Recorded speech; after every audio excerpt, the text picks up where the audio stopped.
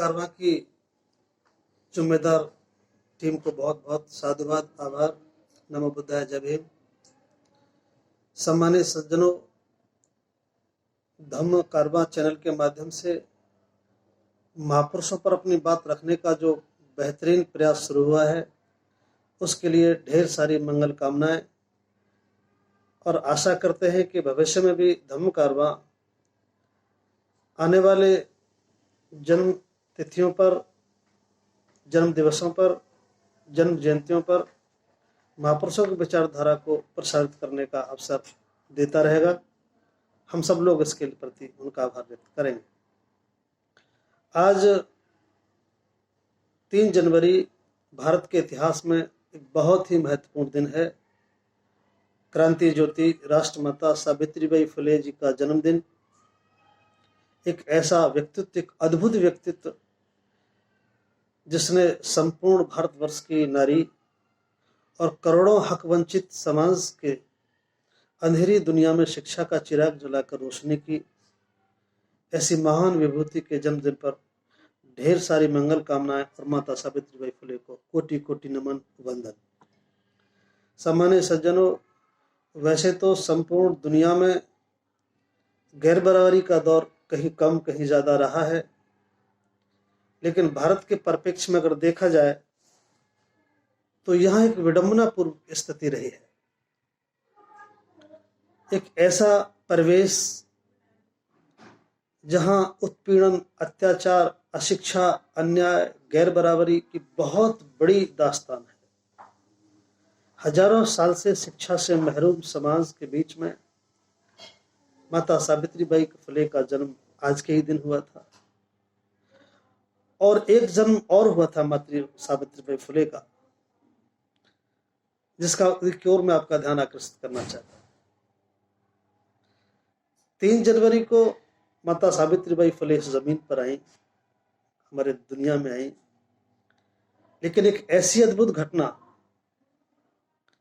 जिस दिन एक नई सावित्रीबाई फुले का जन्म था। उनके जीवन साथी राष्ट्रपिता ज्योतिबा फुले साहब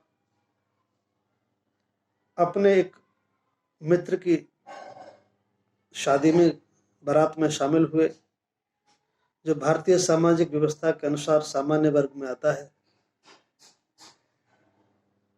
और राष्ट्रपिता ज्योतिबा फुले साहब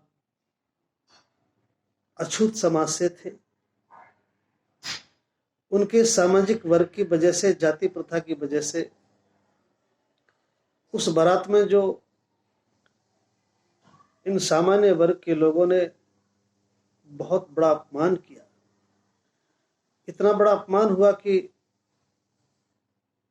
ज्योतिबा साहब को बीच बारात में से लौटकर घर आना पड़ा, और आकर के प्रतिशोध की आग में 3 दिन तक जलते रहे, कमरे में बंद हो गए।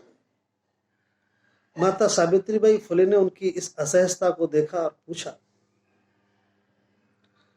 पूछने पर ज्योतिबा फुले ने बताया कि सावित्री, मेरा इतना बड़ा अपमान हुआ है,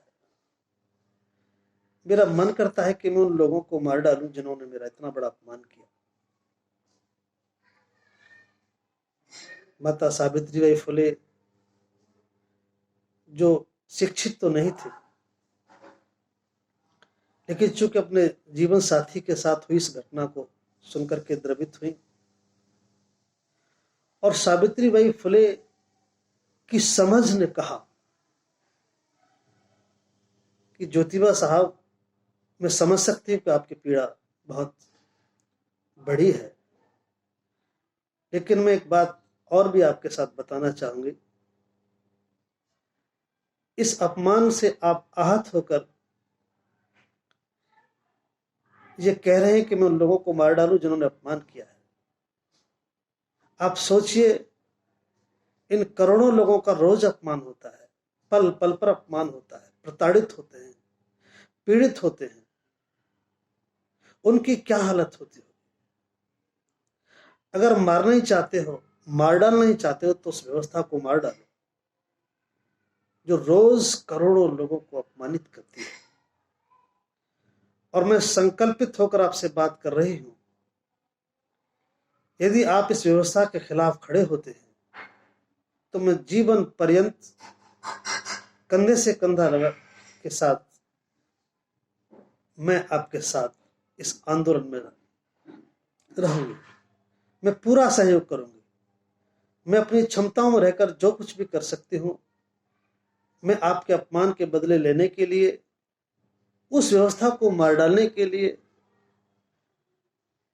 मैं पूरी तरह आपके साथ हूं। और उस दिन एक नई सावित्रीबाई फुले का जन्म हुआ। पूरा जीवन रूपांतरित हो गया इस संकल्प के साथ कि मेरे जीवन साथी का जो अपमान हुआ है वो करोड़ों लोगों का अपमान है। हम मिलकर के इस बुरी व्यवस्था को मार डालना चाहते हैं, निपटा देना चाहते हैं, समाप्त कर देना चाहते हैं, जो लोगों को, करोड़ों लोगों को अपमानित करती है। और वो पहला और अंतिम दिन था जब सावित्रीबाई फुले और उनके जीवन साथी ज्योतिबा फुले संकल्पित हुए उस व्यवस्था को नष्ट करने के लिए जिसने करोड़ों बहुजनों का अपमान किया। ये बहुत अद्भुत और अनूठा दंपति था। एक ऐसा अद्भुत, पूरी दुनिया में एक ऐसा जीवन साथियों का मिलन, ज्योतिबा फुले साहब, सावित्रीबाई फुले। अगर दोनों की बात शुरू करते हैं तो पूरे भरोसे के साथ कहा जा सकता है इन दोनों में अंतर करना बहुत मुश्किल है।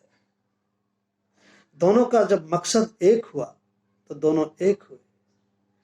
जिसने सोचा, अगर एक ने सोचा तो दूसरे ने पूर्ण किया, उसको अंजाम दिया। एक ने प्रारंभ किया तो दूसरे ने अंतिम समय तक उसका अनुपालन किया। किसी संकल्प के साथ किसी दंपति का इस तरह काम करने का संकल्प लेना पूरी दुनिया में एक अद्भुत उदाहरण है। बेमिसाल है ऐसा दंपति जो दया, करुणा, मैत्री, जन कल्याण के लिए अपने आप को समर्पित कर दिया। इसके साथ यदि इस तरह का उदाहरण पूरी दुनिया में वर्णित किया जाए, इनके योगदान को बताया जाए, इनके संघर्ष की गाथाओं को सुनाया जाए, तो निसंदेह बहुत सारे इस बौद्ध समाज में युवा युवतियां, शादीशुदा, गैर शादीशुदा, इस बड़े काम के लिए अपना जीवन समर्पित कर सकते थे। एक उदाहरण ही लोगों का जीवन बदलता है। एक चरित्र ही लोगों के जीवन को प्रेरित करता है। लोग चले जाते हैं, उनकी स्मृतियां, उनके काम हजारों हजार साल तक, अनंत समय तक लोगों को प्रेरित करते रहते हैं। लेकिन भारत के परिप्रेक्ष्य में एक बुरी बात यह रही कि जिन व्यक्तित्व से देश का निर्माण होना था, जिस चरित्र और जिस व्यक्तित्व से देश में समता, बंधुता, न्याय की स्थापना होती थी, उन व्यक्तित्व को दरकिनार करके उन्हें वंचित रखा। आइए आज 3 जनवरी को धम्मभूमि के अथक प्रयासों से, धम्म कारवां के इस महत्वपूर्ण कार्य से आज देश के सैकड़ों हजारों विद्वान लोगों को अवसर मिल रहा है कि यथार्थ रूप में अपने महान पुरुषों को, विद्वान विदुषियों को सही स्वरूप में समाज के सामने रखें। तो आज 3 जनवरी को राष्ट्रमाता सावित्रीबाई फुले के जन्मदिन पर हम लोग संकल्पित होकर उनके जीवन के अनूठे कार्यों को वर्णित करके समाज में इस आशय के साथ अपनी बात को रखें ताकि लोग प्रेरित हों।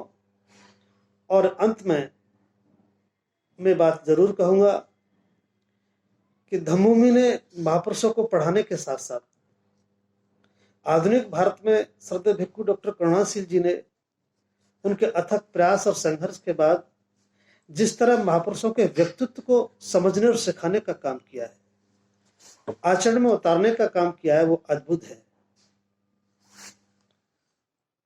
लोग अब जानकारी देने के साथ साथ ये गवाही दें कि सावित्रीबाई फुले को समझ के मैंने संकल्प लिया और आज से मैं ये काम करने लगा। बाबा साहब अम्बेडकर को समझकर मैंने ये काम प्रारंभ कर दिया है। ज्योतिबा फुले साहब के त्याग और संघर्ष को समझकर मैंने अमुक काम प्रारंभ कर दिया है। बुद्ध को समझकर मैंने बुद्ध की शरण ग्रहण कर ली है। इस तरह की गवाही देने का दौर अब आ गया है। धम्मभूमि ने तमाम महापुरुषों को ठीक से प्रस्तुत किया है, उनके व्यक्तित्व को जीवन में उतारने का एक अच्छा मार्ग प्रशस्त किया है। आज के दिन मैं ये अनुरोध करूंगा कि जहां हम महापुरुषों पर संबोधन करने में जानकारियां प्रस्तुत करते हैं, हमें यह भी बताना चाहिए एक गवाही के रूप में, जैसे मैं खुद एक अपनी गवाही आज देना चाहता हूं। भारत के महान भिक्षु श्रद्धेय डॉक्टर करुणा सिंह जी के संपर्क में आने के बाद, उनका सानिध्य मिलने के बाद, जब से मुझ में समझ विकसित हुई, उनका सानिध्य मुझे मिला, मैं महापुरुषों को ठीक से समझ पाया। जैसे ही बुद्ध और उनका धर्म मेरी समझ में आया, मैंने अपना नाम परिवर्तित किया, मैंने अपनी पहचान परिवर्तित की, मैंने अपने संस्कार बदले, मैंने अपनी परंपराएं बदली और मैं विशुद्ध रूप से बुद्ध की शरण में पहुंच गया। आज मेरा जीवन श्रेष्ठ है। मैं आपसे अनुरोध करता हूं, आज सावित्रीबाई फुले जो हमारी धरोहर हैं, हमारे विद्वान महापुरुष हैं, उनके जीवन से भी हम प्रेरणा लेकर के ये संकल्प लें कि आज हम भी माता सावित्रीबाई फुले को अपना आदर्श मानकर उनकी शिक्षा को ग्रहण करके जीवन में शिक्षित करने का काम करेंगे, वजीफा लौटाने का काम करेंगे, आश्रय देने का काम करेंगे। किसी भी तरह का अपमान आए, जैसे माता सावित्रीबाई के चेहरे पर कीचड़ भी फेंकी गई, लेकिन उनके संघर्ष और त्याग में कोई कमी नहीं आई। हम चाहते हैं कि उनके संघर्ष को, उनके त्याग को जीवन में उतारें और एक अच्छे कार्यकर्ता बनकर देश के करोड़ों बौद्ध समाज के लोगों को, बहुजन समाज के लोगों को गरीबी से, अशिक्षा से, अपमान से मुक्त करें और श्रेष्ठ जीवन की ओर प्रशस्त करें। यही आज सावित्रीबाई फुले, माता सावित्रीबाई फुले, सामाजिक क्रांति ज्योति माता सावित्रीबाई फुले के जन्मदिन पर एक अच्छी श्रद्धांजलि होगी। कुछ न कुछ संकल्प लेकर हम उनके जीवन का कोई कार्य ऐसा करें ताकि कह सकें कि हमने सावित्रीबाई फुले के जीवन को समझा और ये समझ करके हमने ये अनुसरण किया। मैं समझता हूं, जैसे मैंने आज कहा कि मैं जब से इस बात को समझ पाया, मैंने ऐसा ऐसा किया। आपसे भी मैं अनुरोध करता हूं कि आप लोग भी अपने आदर्शों को जीवन में उतारकर गवाही देने का काम करें कि मैंने फला महापुरुष को स्वीकार किया और मैं आज ऐसा कर रहा हूं। यदि आप खुद में एक उदाहरण बनेंगे तो लोग भी आपका अनुसरण करेंगे। आज इन्हीं बातों के साथ मैं पुनः धम्मभूमि द्वारा संचालित धम्म कारवां के इस चैनल को बहुत बहुत आभार प्रकट करता हूं कि आपने ये अवसर देकर हमें माता सावित्रीबाई फुले के जन्मदिन पर बात रखने का अवसर दिया। आप सभी को ढेर सारी मंगल कामनाएं। सभी को नमो बुद्धाय। जय हिंद।